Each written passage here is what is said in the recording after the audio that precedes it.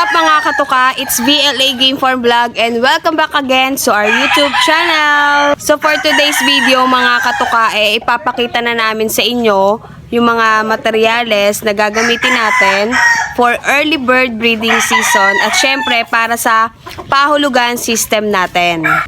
So bago yun mga katuka, meron muna akong isi-share o i-explain sa inyo. Kaya kung gusto nyo makita yung mga manok agad, skip nyo na lang yung video, fast forward nyo na lang. So ngayon mga katuka, nandito tayo ngayon sa bahay lang dahil nandito yung ating breeding area. Ayan, kung makikita nyo. Ayan, inaayos nila yung mga manok natin. So ngayon, July 31, sad to say mga katuka, close na po ang ating pahulugan system na pagkuha ng slot. Kaya sa mga hindi po nakakuha o hindi po nakapag-avail ng pahulugan system natin, pasensya na po. Pero wag po kayo mag-alala mga katuka dahil magkakaroon naman tayo ulit yan ng pahulugan system for local naman po. Pero doon mga katuka, limited lang po ang kukunin natin at i-share ko din po na magkakaroon po tayo ng mga bagong materyales kaya abangan nyo po yan. So yun mga katuka, share ko lang na simula nung nag-post tayo for pahulugan system up to now, July 31, meron po tayong 100 slot or 100 slot na nag-avail.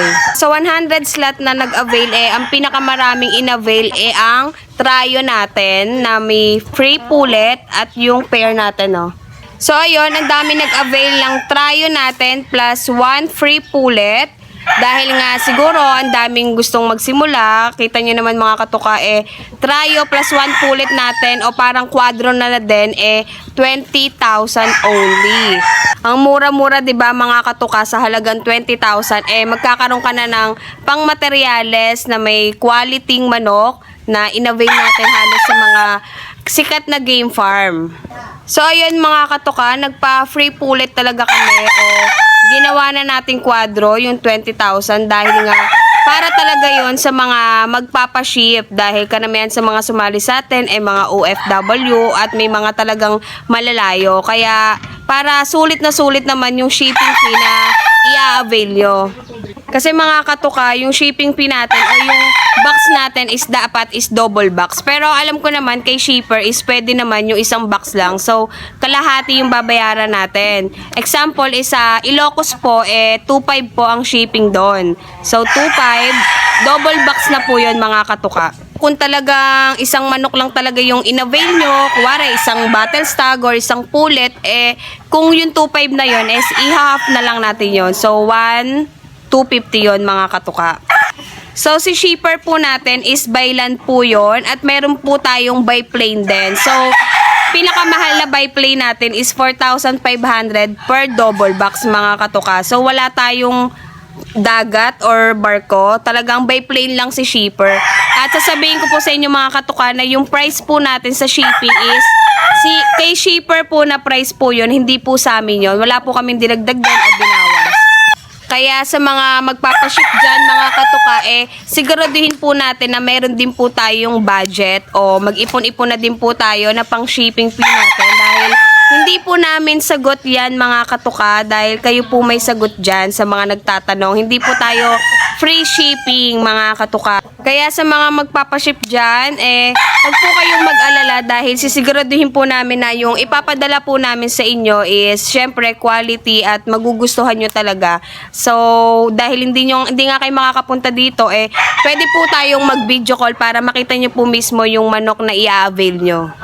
Pero syempre mga katuka, best choice po talaga na kayo po mismo ang pumunta sa farm para kayo po mismo yung makapamili or para kayo din po yung makakita ng mga manok na in-avail nyo.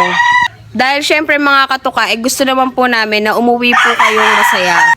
So yun, kaya din po talaga naisip namin na hindi po kami mag-out ng mga bata. So, ang out po natin is October hanggang June 2025 mga katuka. Uulitin ko 8 months po nating uhulugan yan or 32 weeks. So yun, para syempre, para pagtapos nyo, makita nyo na yung manok nyo is 8 months na. Kitang-kita nyo na yung postura nila, kitang-kita nyo na barakong-barako sila. Kaysa yung bata pa sila mga katuka, 'di ba? Iwas tayo sa mga ganun kasi baka mamaya bata nyo kinuha, tapos makakakuha kami ng chat, bakit ganito, bakit ganyan, 'di ba? Kaya ngayon maganda is 8 months sila para kita nyo na agad sila na gwapo, maganda, ganon. So, para po sa mga nagtatanong, paano daw ba yung mga hindi makakahulog? So, para sa akin mga katukay, yung mga sumali po, be responsible na lang po tayo sa hulog po natin. So, ayun, sa mga hindi makakatapos ng hulog para sa early bird, pwede naman po namin kayo mabigyan ng para naman po sa locals. So, ayun lang po yung masasabi namin. Kaya, pero syempre, mas maganda pa rin mga katuka is be responsible po tayo, no? Dahil pwede naman po tayo maghulog ng weekly or monthly. So, ayun, kung nakita nyo din yung post ko, mga katuka, sa FB page natin, meron po tayong mga rules, di ba, na pinost tulad po ng no refund, no back out, at no withdrawal, mga katuka. Dahil syempre mga katuka, kung nag-e-effort po kayo, nag-e-effort din po kami. Kaya sana, lagi po namin sinasabi, be responsible lang po. Dahil, ito nga pong pahulugan system natin, isa sa totoo lang, parang breeder nyo lang po kami mga katuka. So, aalagaan namin yung mga inobey nyo ng 8 months. Kaya sana mga katuka, masunod po natin yung rules natin na no refund, no withdrawals, and no backouts. So, ayun lang mga katuka, na sana na-explain ko na maayos yung tungkol sa pahulugan system natin. Kaya sana maging updated po tayo sa FB page natin at huwag kayong mag-alala mga katuka dahil gagawa po ko ng group chat natin, lahat ng mga nakasali. Ayun mga katuka, ipapakita na namin sa inyo yung mga materyales natin. So, ayan mga katuka, ito ang ating Spartans Black from Spartans Game Farm. Yan.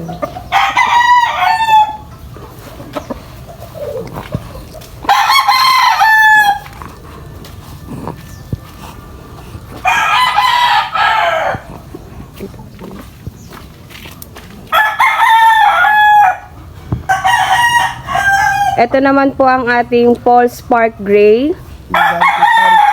Nagaling kay Karichua. Ayan, sa Pilar Game Farm. Ayan. So, ayan mga katuka, yung buntot niya medyo maiksi pa dahil nabunot. Ayan. Oh.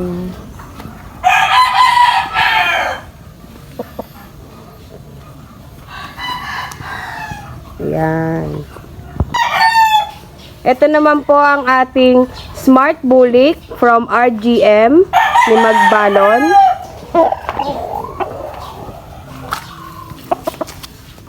Ayan.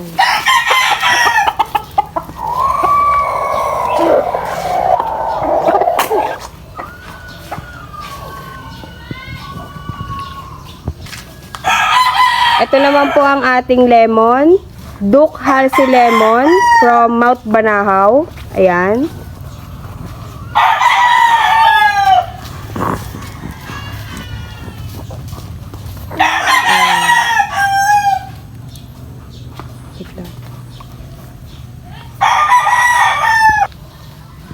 Ito naman po ang ating Mount Banahaw. Tornado hatch. Tornado hatch. Ayan. Inside. Pecom side.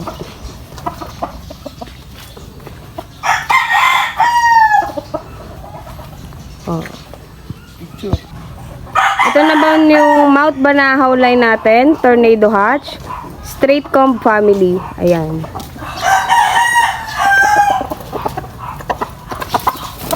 Wow. Ayan.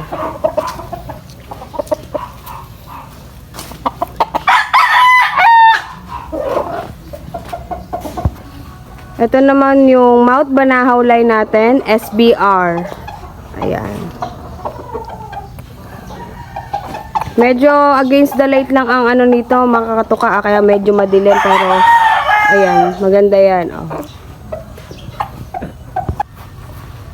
Ito naman po yung gagamitin nating sweater. Ayan na po sila. Ayan. 5 piece sweater. 5K sweater natin. Oh, di ba?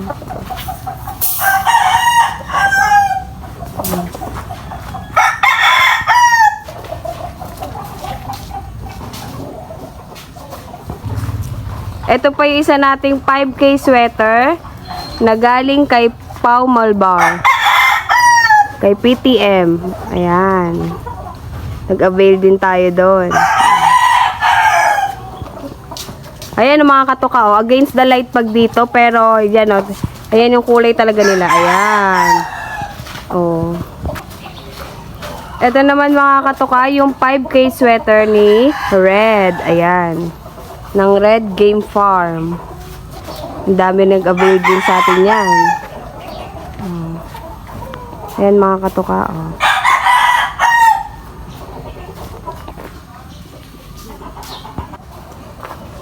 So, ayan mga katuka, ito yung original na block natin na galing kay Tata Ray Briones. Ayan.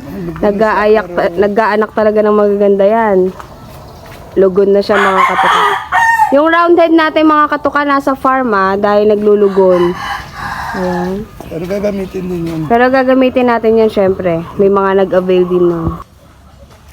So, ayun mga katuka, nakita nyo na yung materials na gagamitin natin. So, hintayin nyo rin yung picture dahil pipicturean ko rin siya para makita nyo mismo. Kasi yung sa video natin against the light yung pwesto natin dito. Kaya, dun tayo sa talagang mas maliwanag.